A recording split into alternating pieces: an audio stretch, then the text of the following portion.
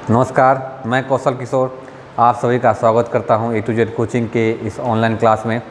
मित्रों, दोस्तों, मेरे माता एवं बहनों, जितने भी मेरे व्यूअर्स हैं, मैं सबका पहले तहे दिल से अभिनंदन करता हूं।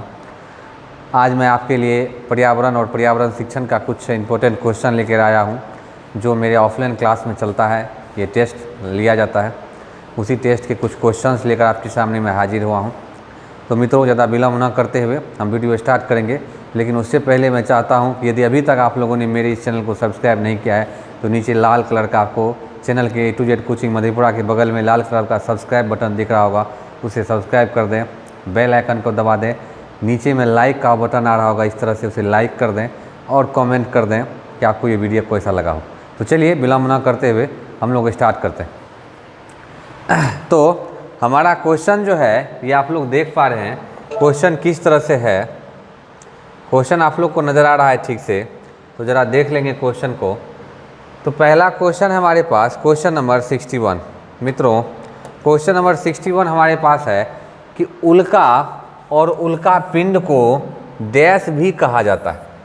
उल्का और उल्का पिंड को डैश भी कहा जाता है, ये हमसे पूछा गया। पहला ऑप्शन है हमारे पास, देख रहे हैं आप लोग, पहला है धूमकेतु, दूसरा है तारामंडल, यहाँ लो होना चाहिए तारामंडल, तीसरा है पुच्छल तारे और चौथा है क्षुद्र ग्रह। यहाँ 4 ऑप्शन दिए गए। इसमें से राइट आंसर कौन सा है ये ज़रा लगाइएगा आप लोग। वीडियो रोक कर भी लगा सकते हैं आप लोग आंसर। तो मित्रों, इसका राइट आंसर हो जाएगा ऑप्शन नंबर सी, पुच्छल तारे। अब ऐसा होता क्यों है ये ज़रा जान लेते हैं। उल्का और उल्का पिंड को और क्या कहा जाता है, देखिएगा। उल्का पिंड एक प्रकार का तारे का टूटा हुआ मलबा होता है ना, और इसके ऊपर उपस्थित तत्व घर्षण के कारण जलने लगते हैं, और इसके जलने से इसे जो धुआं निकलता है, ये धुआं जो है इसके तीव्र गति के कारण से पीछे की तरफ पूंछनुमा आकृति ले लेता है। इस तरह से इससे जो धुआं निकलता है, इसके तीव्र गति से आगे बढ़ने के कारण ये पूंछनुमा आकृति ले लेता है। इसी कारण इसे हम लोग क्या कहते हैं, पुच्छल तारा कहते हैं। यही पुच्छल तारा जब हमारे वायुमंडल में यानी पृथ्वी के वायुमंडल में प्रवेश करता है तो उसे हम उल्का और उल्का पिंड के नाम से जानते हैं। वह पृथ्वी के वायुमंडल में प्रवेश करने के बाद समताप मंडल के पास आते आते मुख्य रूप से जल के भस्म हो जाता है, हमारे पास नहीं पहुंच पाता है। इसीलिए इसका राइट आंसर पुच्छल तारे होंगे। पुच्छल तारे तारे का टूटा हुआ भाग होता है जो तीव्र गति से पूरे ब्रह्मांड में विचरण करता है। इसकी ऊपरी सतह क्या होती है, यह जलने लगती है और राख और धुआं पीछे छूटने लगता है, इससे पूंछ की आकृति बन जाती है। इसी कारण इसे पुच्छल तारे कहा जाता है। ये उल्का और उल्का पिंड इसी का उदाहरण है। अगला ऑप्शन देखते हैं, अगला क्वेश्चन देखते हैं हम लोग मित्रों। अगला क्वेश्चन हमारे पास है, देख लीजिएगा। क्वेश्चन नंबर 62 है। हमसे पूछा गया कि जायद फसलें, देख लीजिएगा, क्वेश्चन नंबर 62 हमसे पूछा गया है कि जायद फसलें में मुख्य रूप से कौन कौन शामिल है। पहला ऑप्शन है गेहूं, दालें और तेल के बीज, यहाँ पे जौ होना चाहिए, बीज, चावल, मक्का, तीसरा है सब्जियां और फल, और चौथा है इनमें से कोई नहीं। राइट आंसर लगाएंगे मित्रों, वीडियो रोक कर भी लगा सकते हैं इसका राइट आंसर। तो मित्रों, इसका राइट आंसर होगा ऑप्शन नंबर सी। अब ऐसा क्यों होगा ये ज़रा जान लेते हैं। देखिएगा, फसलें जो हैं ये मुख्य रूप से 3 प्रकार की होते हैं। फसलें 3 प्रकार की होती हैं, 3 प्रकार की फसलें होती हैं। कौन कौन होती है मित्रों, ज़रा देख लीजिएगा। पहली फसल होती है खरीफ, दूसरी होती है रबी, और तीसरी होती है जायद। ये 3 प्रकार की फसलें होती हैं। खरीफ फसल किसे कहते हैं मित्रों, तो खरीफ फसल जो है ये मुख्य रूप से अक्टूबर,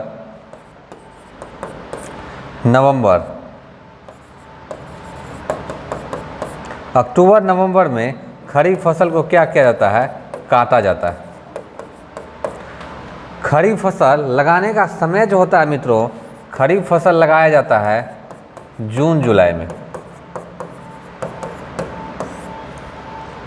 मतलब खरीफ फसल मुख्य रूप से गर्मी के मौसम का फसल है। ये उस समय होता है जिस समय मौसम कैसा होता है, तो उस समय मौसम गर्म होता है, गर्मी के मौसम का फसल है। इसे पानी की आवश्यकता क्या होती है मित्रों, ज़्यादा होती है। जबकि रबी फसल जो है ये लगाया कब जाता है, तो देखिएगा, ध्यान दीजिएगा, रबी फसल लगाया जाता है अक्टूबर नवंबर में, अक्टूबर नवंबर में लगाया जाता है, जबकि इसे मार्च अप्रैल में काटा जाता है। मार्च अप्रैल में इसे हम लोग कट करते हैं, ठीक है। तो खरीफ फसल समझ गए, रबी फसल समझ गए, ये दो मुख्य फसलें होती हैं, इसको मुख्य फसल कहा जाता है, ये मुख्य फसल होती है। इन दोनों मुख्य फसलों के बीच में हम लोग क्या करते हैं, जायद फसल लगाते हैं। दो मुख्य फसल के बीच में लगने वाला फसल जो होता है इसे हम लोग क्या कहते हैं, तो इसे ही हम लोग जायद फसल कहते हैं। ये लगाया कब जाता है, तो जायद फसल जो है, ध्यान दीजिएगा,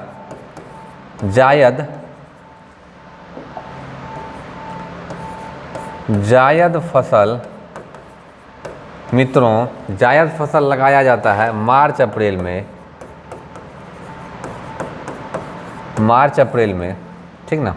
जायद फसल में मुख्य रूप से फल एवं सब्जी वाली फसल की जाती है, मुख्य रूप से फल एवं सब्जी वाली फसल जायद फसल में की जाती है। देखिएगा, गेहूँ, दालें और तिलहन ये सभी रबी फसल का उदाहरण है। मक्का, चावल और मटर कुल के जितने पौधे हैं सभी खरीफ फसल का उदाहरण है। फल और सब्जियां जो है यह जायद फसल का उदाहरण है, क्योंकि ये दोस्तों कम समय में हो जाता है, इसे नगदी फसल भी कहते हैं, इसे हम लोग नगदी फसल भी कहते हैं। ये कम समय में होता है और ये नगदी फसल भी कहलाती है। आगे देखेंगे, अगला क्वेश्चन है हमारे पास, क्वेश्चन नंबर 63, भारत का जैविक राज्य किसे कहा जाता है। चलिए राइट आंसर लगाइएगा। भारत का जैविक राज्य किसे कहा जाता है। पहला है मेघालय, दूसरा है मणिपुर, तीसरा है मिजोरम और चौथा है सिक्किम। आंसर लगाइएगा, वीडियो रोककर भी लगा सकते हैं मित्रों। तो इसका राइट आंसर कर लेते हैं, इसका राइट आंसर है सिक्किम। सिक्किम भारत का जैविक राज्य कहलाता है। अब ये जैविक राज्य क्यों कहलाता है, क्योंकि यहाँ पर जैव विविधता को ध्यान में रखते हुए ढेर सारे कार्यक्रम चलाए जा रहे हैं, इसीलिए सिक्किम को जैविक राज्य कहा जाता है। अगला क्वेश्चन देखते हैं, तुंगभद्रा, यहाँ पर थोड़ा मिस्टेक है, थोड़ा आप लोग ध्यान दे दीजिएगा।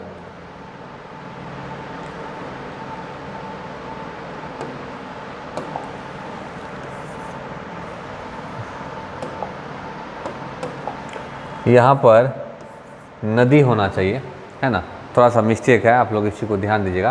क्वेश्चन है, क्वेश्चन क्या है, हमसे क्या पूछा जा रहा है कि तुंगभद्रा, है ना, तुंगभद्रा घाटी परियोजना जो है ये किस क्षेत्र में स्थित है।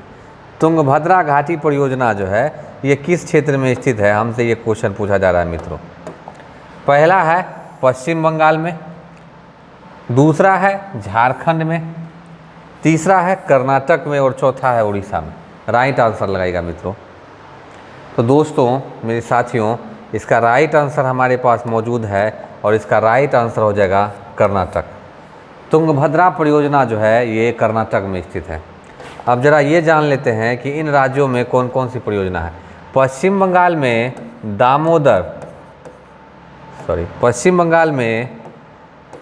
दामोदर नदी घाटी परियोजना है, नदी घाटी परियोजना जो मुख्य रूप से दामोदर नदी पर स्थित है। ये पश्चिम बंगाल के अलावा बिहार और झारखंड में भी स्थित है, तो झारखंड में भी यही परियोजना है। कर्नाटक में तुंगभद्रा परियोजना है। उड़ीसा में ध्यान दीजिएगा, उड़ीसा में मुख्य रूप से उड़ीसा में हीराकुंड परियोजना है, हीराकुंड परियोजना। हीराकुंड परियोजना जो है ये महानदी पर स्थित है, महानदी पर स्थित है और ये किस राज्य में है, तो ये उड़ीसा राज्य में है, ठीक ना। तो कर्नाटक में तुंग तथा भद्रा दो नदियां हैं जो कि मुख्य रूप से ब्रह्मगिरी की पहाड़ी से, कर्नाटक में पश्चिमी घाट पर्वत के ब्रह्मगिरी की पहाड़ी से निकलती है और ये दोनों नदियां जहां पे मिलती है वहीं पर तुंगभद्रा नदी घाटी परियोजना स्थित है। तो right answer option number C होगा। अगले क्वेश्चन पे चलते हैं। भारत में सिंचाई का मुख्य स्रोत लिख दिया है, थोड़ा स्रोत होना चाहिए, थोड़ा आप लोग कर लेंगे इस चीज़ को, यहाँ पर स्रोत होना चाहिए।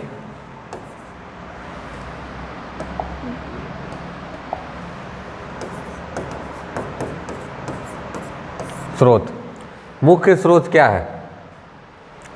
पहला ऑप्शन हमारे पास मित्रों, जैसा कि देख पा रहे हैं आप लोग, पहला ऑप्शन है नहरें, दूसरा है कुएं और नलकूप, तीसरा है टैंक और चौथा है डोंगियास या सोता।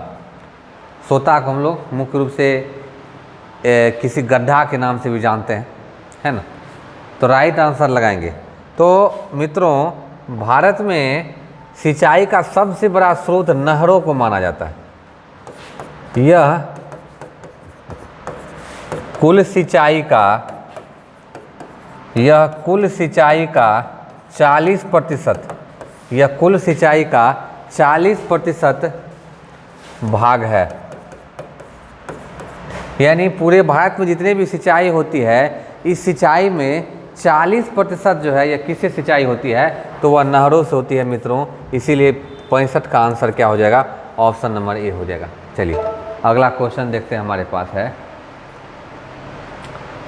भारत में राष्ट्रीय राजमार्गों का निर्माण और रखरखाव कौन करता है? भारत में राष्ट्रीय राजमार्गों का निर्माण और रखरखाव कौन करता है? पहला ऑप्शन है हमारे पास राज्य सरकार करती है, दूसरा है केंद्रीय सरकार करती है, तीसरा है विकल्प ए और बी दोनों सही है, और चौथा है स्थानीय सरकार करती है। राइट आंसर लगाएंगे मित्रों, इसमें राइट आंसर कौन सा होगा?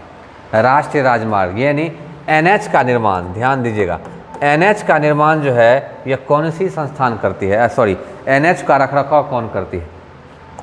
तो मित्रों दोस्तों, ये आंसर हो जाएगा केंद्र सरकार, क्योंकि लगा हुआ भी इसमें क्या है? तो लगा हुआ भी देखिएगा राष्ट्रीय है, तो इसीलिए राष्ट्र का ही मतलब केंद्र होता है। तो केंद्र सरकार जो है राष्ट्रीय राजमार्ग का क्या करती है? रखरखाव करती है। भारत में रेलवे की हरित प्रहर योजना जो है ये किससे संबंधित है? बहुत अच्छा क्वेश्चन है मित्रों यह।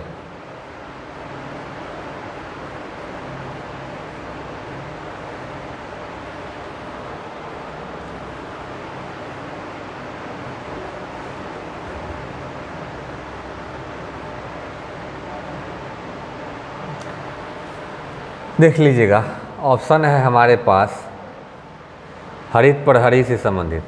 हरित प्रहरी योजना का संबंध किस चीज़ से है? तो देखिएगा मित्रों, हमारे पास पहला ऑप्शन है सुरक्षित और निर्बाध यात्रा के पुलों के निर्माण से। सुरक्षित और निर्बाध यात्रा के पुलों के निर्माण से, मतलब सुरक्षित यात्रा करने के लिए, निर्बाध यात्रा करने के लिए क्या करना? पुलों के निर्माण से संबंधित है। कौन सी योजना? तो हरित प्रहर योजना। दूसरा है वृक्षारोपण से, तीसरा है जैव शौचालय से, चौथा है इलेक्ट्रिक इंजन के उपयोग से। तो देखिएगा, जैव प्रहरी योजना जो है यह मुख्य रूप से, हरित प्रहरी योजना यह मुख्य रूप से भारतीय रेलवे द्वारा शुरू किया गया। भारतीय रेलवे द्वारा प्रयोग शुरू किया गया यह योजना मुख्य रूप से सब जगह इलेक्ट्रिक इंजन पहुंचाने से संबंधित है। तो इसका इलेक्ट्रिक इंजन का भी होगा, ये भी सही है। लेकिन हरित का बात है तो उसमें ये भी बात आपको ध्यान में रखनी पड़ेगी कि हरित प्रहरी योजना जो है मित्रों, दोस्तों, साथियों, यह मुख्य रूप से रेलवे में जैव शौचालय से संबंधित है। मतलब रेलवे में शौचालय में जो केमिकल इस्तेमाल होगा या शौचालय में जो वहाँ का माहौल बनाया जाएगा, वह माहौल कैसा होगा? वह जैविक होगा। तो हरित प्रहरी योजना जो है ये किससे संबंधित है मित्रों? तो जैव शौचालय से संबंधित है। इसीलिए सी क्या हो जाएगा? इसका राइट आंसर हो जाएगा। चलिए आगे देखते हैं। अगला क्वेश्चन है क्वेश्चन नंबर 68। कह रहा है कि अमराबाद टाइगर रिजर्व किस स्थान पर स्थित है? अमराबाद टाइगर रिजर्व, आंसर लगाइएगा मित्रों। अमराबाद टाइगर रिजर्व किस स्थान पर स्थित है? आंसर लगाइएगा इसका कि अमराबाद टाइगर रिजर्व किस स्थान पर स्थित है?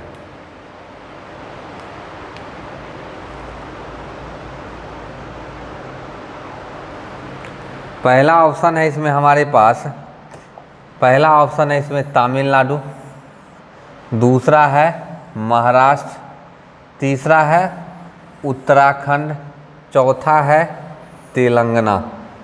ये 4 ऑप्शन है हमारे पास। बताइएगा कि अमराबाद टाइगर रिजर्व जो है ये किस स्थान पर स्थित है दोस्तों।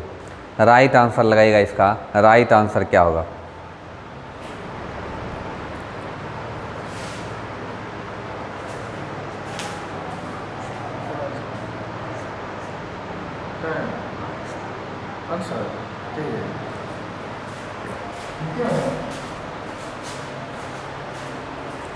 अमराबाद टाइगर रिजर्व, जल्दी से इसका आंसर लगाइएगा मित्रों। तो एक बार ज़रा डिस्कशन कर लेते हैं।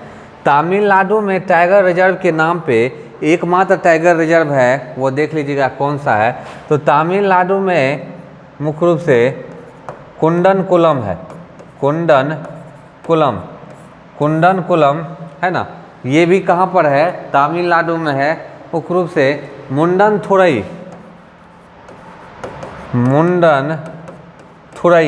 मुंडनथुरई भी कहाँ पर है? ये कहाँ पर है? ये तमिलनाडु में स्थित है। महाराष्ट्र में कौन सा टाइगर रिजर्व स्थित है दोस्तों? तो महाराष्ट्र में मुख्य रूप से ये ध्यान दीजिएगा, महाराष्ट्र में पेंच स्थित है। पेंच टाइगर रिजर्व जो है ये महाराष्ट्र में स्थित है ना। सॉरी, महाराष्ट्र में नहीं है, ये ज़रा क्षमा करेंगे। इसके बाद देखिएगा तेलंगाना में भी टाइगर रिजर्व है ढेर सारे। तेलंगाना में टाइगर रिजर्व हैं मुख्य रूप से यहाँ पर। और उत्तराखंड में टाइगर रिजर्व हैं। उत्तराखंड में भी टाइगर रिजर्व है जिसमें कि आपको राजा जी नेशनल पार्क है ना। राजा जी है जो मुख्य रूप से यूपी में चला गया है, वो यूपी में ही था सब दिन से। उत्तराखंड में कौन सा है? तो उत्तराखंड में जिम कॉर्बेट नेशनल पार्क है।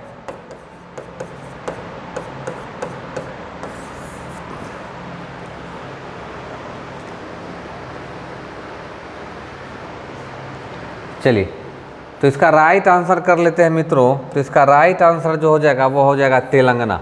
अमराबाद टाइगर रिजर्व जो है ये कहाँ पर है? ये तेलंगाना में है मित्रों, है ना। अमराबाद टाइगर रिजर्व जो है ये कहाँ पर है? यह तेलंगाना में है, ठीक है ना। चलिए अगला देखते हैं। अगला क्वेश्चन है हमारे पास। एक जानवर जो एक पौधे जैसा दिखाई देता है उसे निम्न के किस रूप में जाना जाता है? समोद्भिद, जुफाइट, लवणोद्भिद, मरोद्भिद। तो जुफाइट यहाँ कहने का मतलब आप देखिएगा, इसका राइट आंसर लगेगा मित्रों। तो इसका राइट आंसर हो जाएगा ऑप्शन नंबर बी।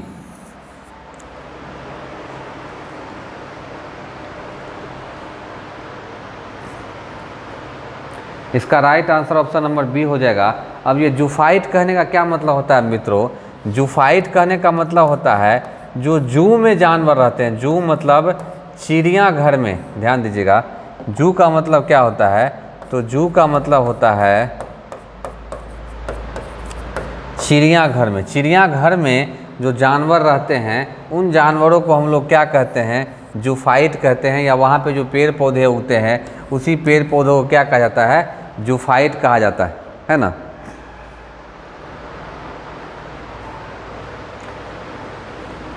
चलिए अगले क्वेश्चन की तरफ चलते हैं हम लोग। क्वेश्चन नंबर 70 है। क्वेश्चन को पढ़ लीजिएगा ज़रा।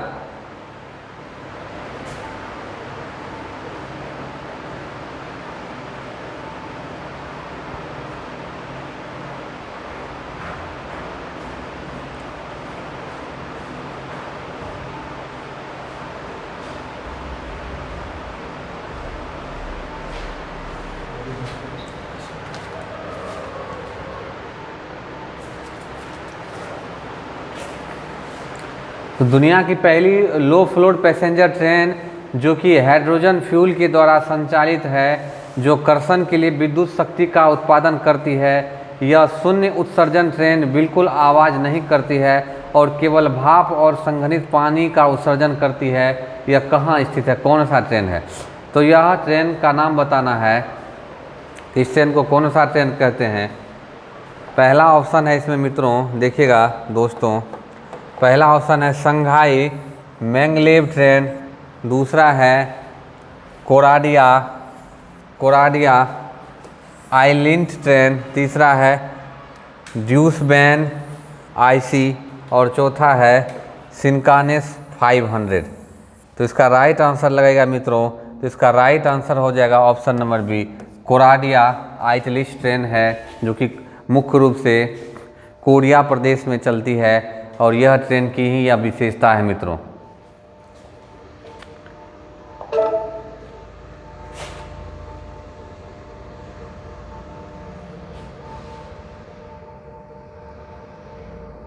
अगला देखिएगा कि हर साल अंतर्राष्ट्रीय साक्षरता दिवस कब मनाया जाता है मित्रों। राइट आंसर लगाएंगे इसमें।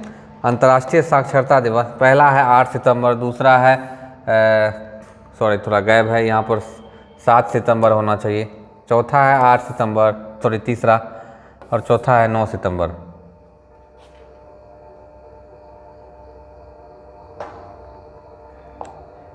राइट आंसर लगाएंगे मित्रों, इसका राइट आंसर होगा ऑप्शन नंबर सी, क्योंकि अंतर्राष्ट्रीय साक्षरता दिवस जो है यह 8 सितंबर को मनाया जाता है।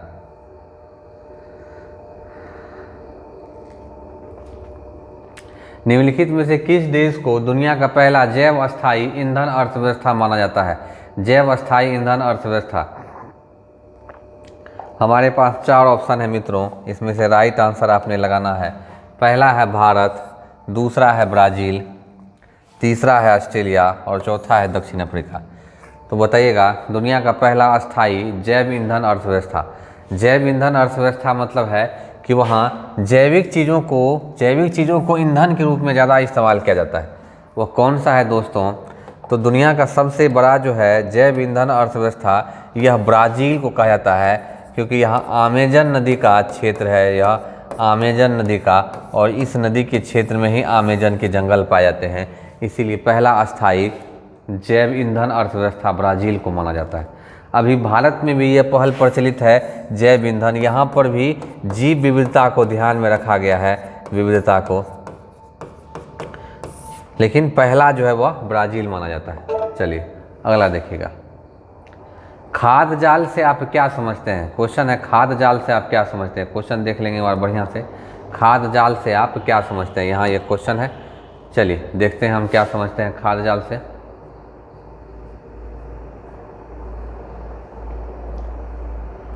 यह प्राथमिक उत्पादकों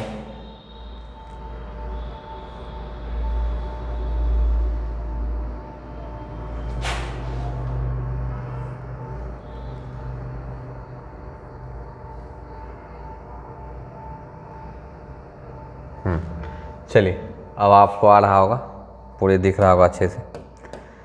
कह रहा है पहला ऑप्शन है खाद्य जाल के बारे में कि यह प्राथमिक उत्पादकों की संख्या और विभिन्न क्रम के उपभोक्ताओं के बीच संबंध स्थापित करता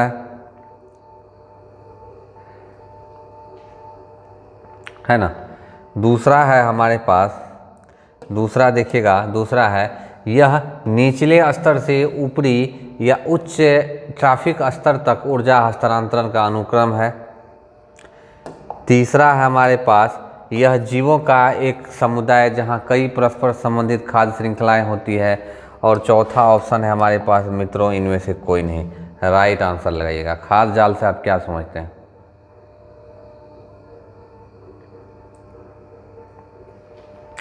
तो खाद्य जाल से इसका राइट आंसर हो जाएगा मित्रों ऑप्शन नंबर सी, जीवों का एक समुदाय जहां कई परस्पर संबंधित खाद्य श्रृंखलाएं होती है, इसी को खाद्य जाल कहते हैं। जैसे मान लेते हैं कि एक बकरी है, बकरी को कौन खाएगा? तो ध्यान दीजिएगा, बकरी किसे खाएगी? तो बकरी खाएगी घास को, ठीक है। अब घास कौन खाएगा? टिड्डा भी खाएगा, टिड्डा भी खाएगा। बकरी को कौन खाएगा? ध्यान दीजिएगा,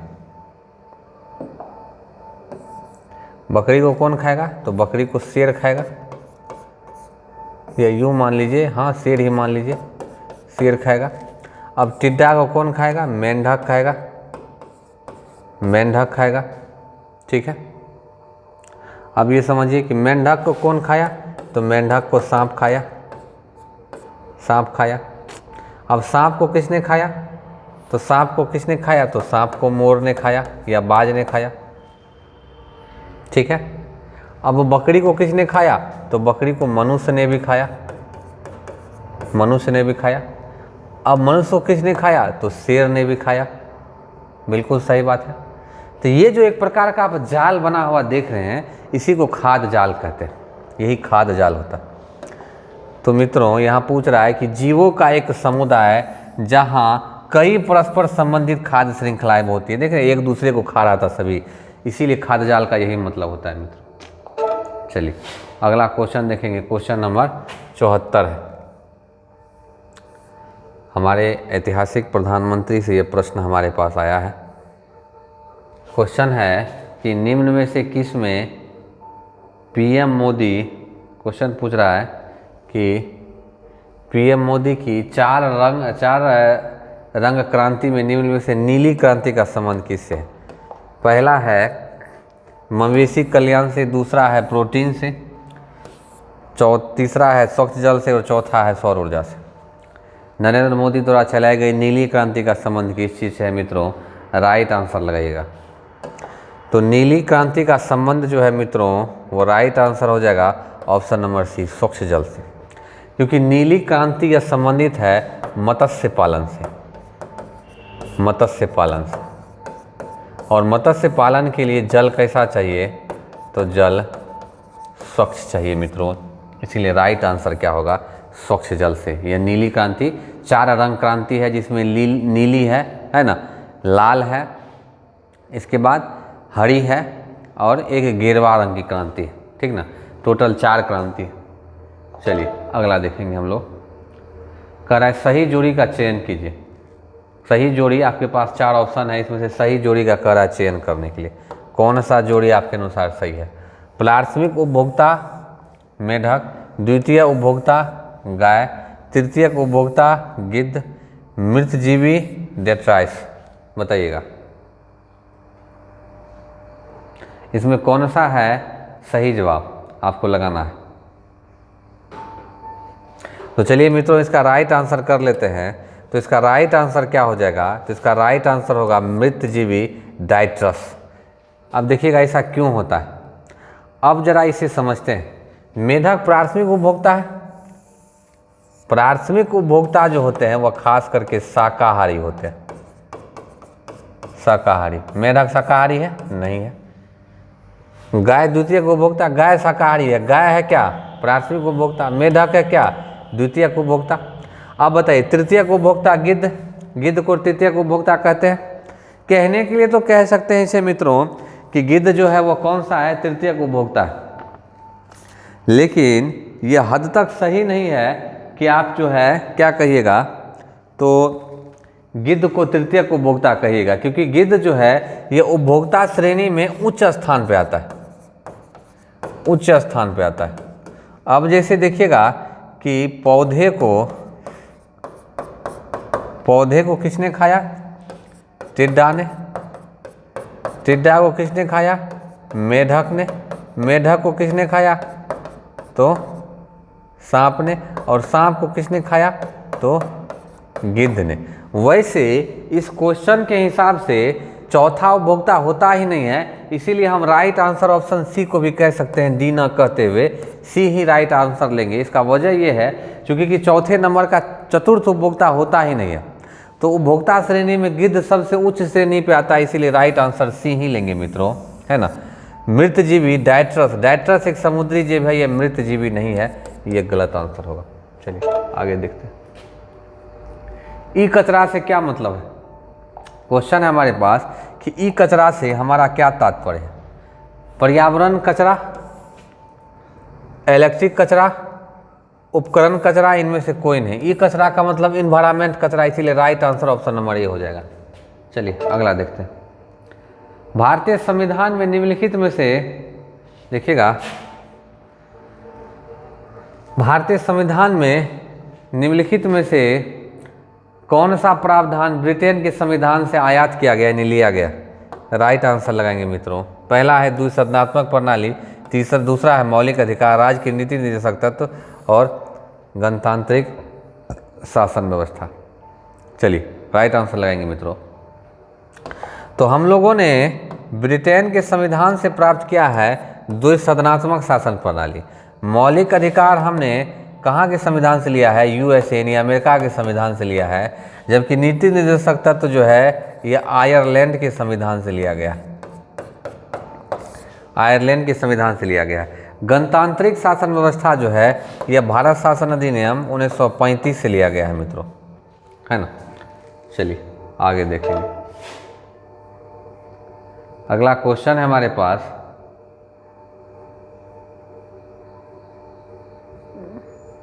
स्टेपी ग्रासलैंड निम्न में से किस स्थान में पाया जाता है? यानी स्टेपी ग्रास जो है, ग्रासलैंड यानी स्टेपी ग्रास का मैदान जो है यह कहाँ पाया जाता है?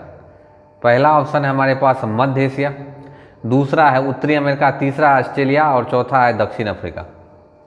राइट आंसर लगाएंगे मित्रों कि what is the right answer of this question. तो स्टेपी जो है यह मध्य एशिया में पाए जाने वाला क्या है? घास का मैदान है।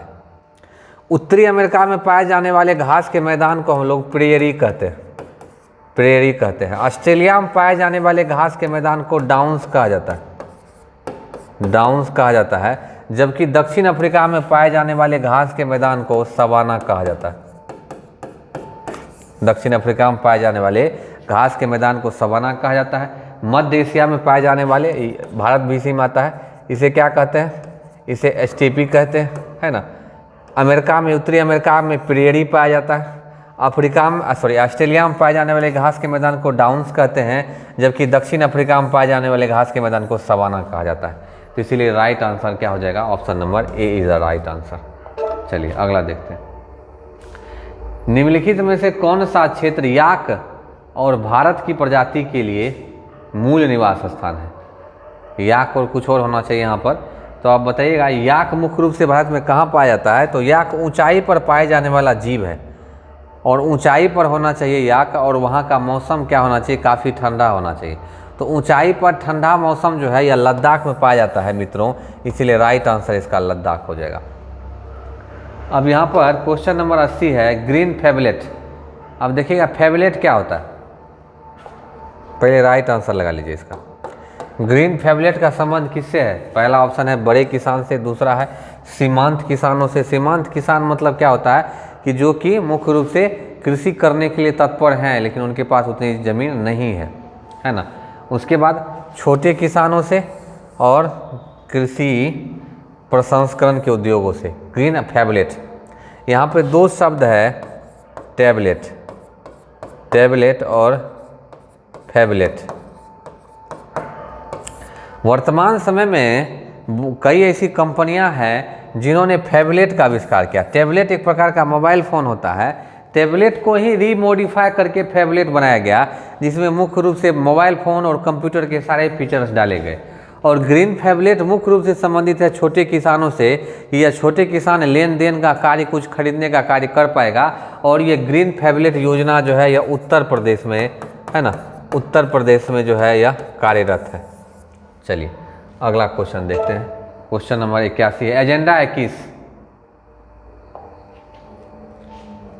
एजेंडा 21 का संबंध किस चीज़ से है मित्रों? राइट आंसर लगाएंगे आप लोग।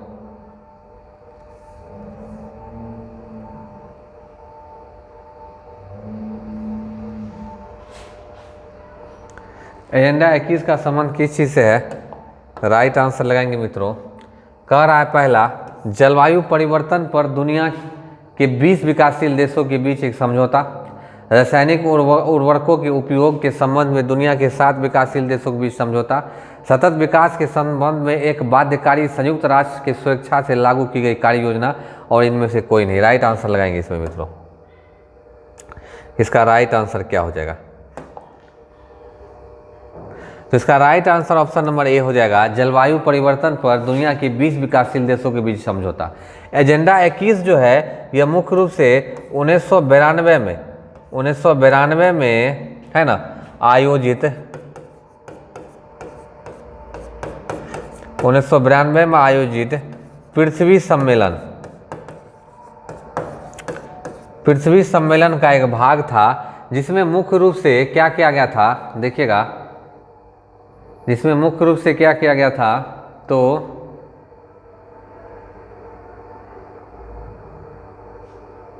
क्षमा करेंगे, राइट आंसर ये नहीं होगा, right answer option number C हो जाएगा। सतत विकास लक्ष्य के संबंध में एक बाध्यकारी संयुक्त राष्ट्र की सुरक्षा से योजना। पृथ्वी सम्मेलन जो कि 1992 में आयोजित किया गया था, इसमें टोटल 178 देशों ने हस्ताक्षर किया था। इसमें मुख्य रूप से पर्यावरण से संबंधित विकास के संबंध में गैर बाध्यकारी, मतलब ऐसा नहीं है कि आपको ये मानना ही है। एजेंडा 21 में मुख्य रूप से ये कहा गया था कि पर्यावरण को प्रदूषित करने से बचाया जाएगा, किसी भी देश के कितने प्रतिशत भाग पर वन होना चाहिए, प्रदूषण किस प्रकार कंट्रोल किया जाएगा वगैरह वगैरह, ये सारे नियम थे। लेकिन ये गैर बाध्यकारी था, इन्हें ऐसा नहीं था किसी देश को मानना ही था, है ना। ये संयुक्त राष्ट्र द्वारा चलाई गई योजना थी और जरूरी था कि सब देश माने, तो पर भी 178 देशों ने इसे माना था। ऑप्शन नंबर 1 इसलिए गलत होगा मित्रों क्योंकि यहाँ पर बात सिर्फ कितने देश की कर रही है, या तो सिर्फ 20 देशों का कर रहा है, इसीलिए गलत जवाब होगा यह। Answer number C is the right answer. कह रहा है कि निम्नलिखित में से कौन सा वन्य जीव अभ्यारण्य संकटग्रस्त लुप्तप्राय घड़ियाल, लाल मुकुट कवच वाले कछुए और लुप्तप्राय नदी डॉल्फिन की सुरक्षा के लिए उत्तर भारत में संरक्षित क्षेत्र है? किस राज्य में संरक्षित? त्रिराज्य में है, वैसे भी 3 राज्य में है वह, ठीक ना। चलिए इसका राइट आंसर लगाएंगे मित्रों कि what is the right answer of this question.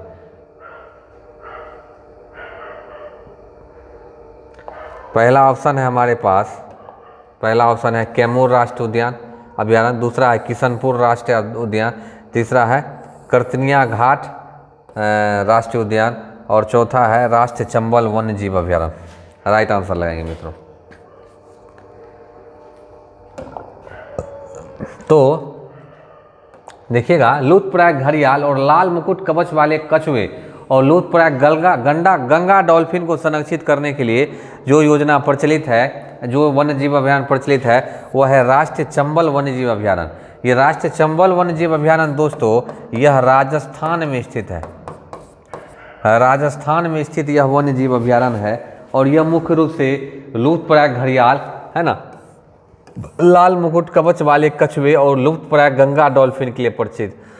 Kaimur राष्ट्रीय उद्यान जो है मित्रों ये बिहार राज्य में स्थित है। किशनपुर राष्ट्रीय उद्यान यूपी में स्थित है, जबकि कर्तनिया घाट राष्ट्रीय उद्यान जो है ये भी मुख्य रूप से यूपी में ही स्थित है। इसीलिए इसका राइट आंसर ऑप्शन नंबर क्या हो जाएगा? डी हो जाएगा। चलिए अगला देख लेते हैं हम लोग, एक और क्वेश्चन हम लोग जैसा जरा देख लेते हैं मित्रों। भारत में हरित क्रांति का जनक किसे कहा जाता है? तो ये सभी जानते हैं, भारत में हरित क्रांति का जनक डॉक्टर MS स्वामीनाथन को कहा जाता है ना। डॉक्टर में हरित क्रांति का जनक किसे कहा जाता है? Doctor MS Swaminathan. यहाँ पर आपके पास 3 ऑप्शन है, आप खुद भी लगा सकते हैं, सोचिए। MS स्वामीनाथन कहलाता है, नॉर्मन बोरलॉग कहलाता है, राजेंद्र सिंह कहलाता है, सुंदरलाल बहुगुणा कहलाता है भारत में हरित क्रांति का जनक। तो भारत में हरित क्रांति का जनक option number B MS Swaminathan. अमोनीकरण क्या होता है? तो बैटरी द्वारा नाइट्रोजन, नाइट्रेट्स और अमोनिया जैसी नाइट्रोजन मुक्त नाइट्रोजन में परिवर्तित करने की प्रक्रिया, ये नाइट्रोजीकरण नहीं होता है। अमोनीकरण प्रक्रिया जिसमें अमोनिया नाइट्रोबैक्टीरिया द्वारा नाइट्रेट और नाइट्रस में परिवर्तित किया जाता है, ये भी नहीं है। सूक्ष्म जीव द्वारा प्रोटीन एवं न्यूक्लिक एसिड जैसे कार्बनिक यौगिक से अमोनिया का गठन, यही इसका राइट आंसर हो जाएगा मित्रों, ऑप्शन नंबर सी।